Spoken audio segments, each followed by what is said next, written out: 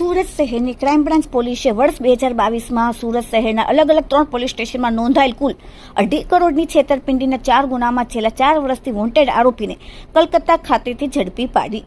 ગુજરાત રાજ્યમાં છેલ્લા ઘણા સમયથી નાસ્તા ફરતા આરોપીઓને શોધી કાઢવા સારું ડ્રાઈવ રાખવામાં આવેલ.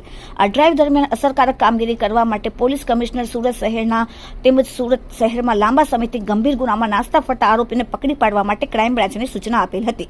જે સૂચનાના અનુસંધાને ક્રાઇમ બ્રાન્ચના પોલીસ સ્ટેશનના માણસો નાસ્તા ફરતા સ્કોડના માણસોને પકડવા માટે જ્યારે વર્કઆઉટ કરી રહ્યા હતા ત્યારે મળેલ અંગત બાતમીના આધારે પશ્ચિમ બંગાળ કોલકાતા ખાતેથી આરોપી મુકેશ સુરેશ અગ્રવાલ ધંધો વેપારનો રહેવાસી model town residency Saroli Surat અને હાલ રહેવાસી flat number 6 dream residence manor road main road Salua Bazar Calcutta પશ્ચિમ બંગાળ વાળાને પકડી પાડવામાં આવેલ છે.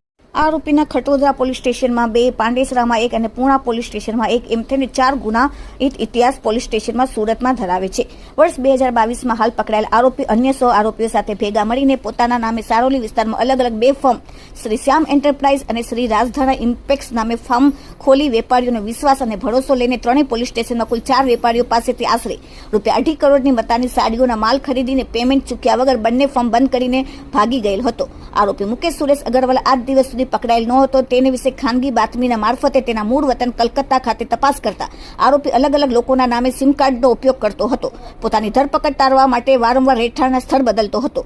આરોપી હાલ તેના વતન ગામ કલકત્તા બડા બજાર વિસ્તારમાં કાપડનો વેપાર ધંધો કરે છે. તે માહિતીના આધારે ક્રાઇમ બ્રાન્ચ પોલીસે તરત જ વર્કઆઉટ કરીને કલકત્તા ખાતે જઈને ક્રાઇમ બ્રાન્ચની ટીમે આરોપીને પકડીને કોર્ટમાંથી આરોપીનું CRPC કલમ 70 મુજબનું વોરંટ ઇસ્યુ થયેલ હતું. તે પ્રમાણે કાયદેસરની કાર્યવાહી કરી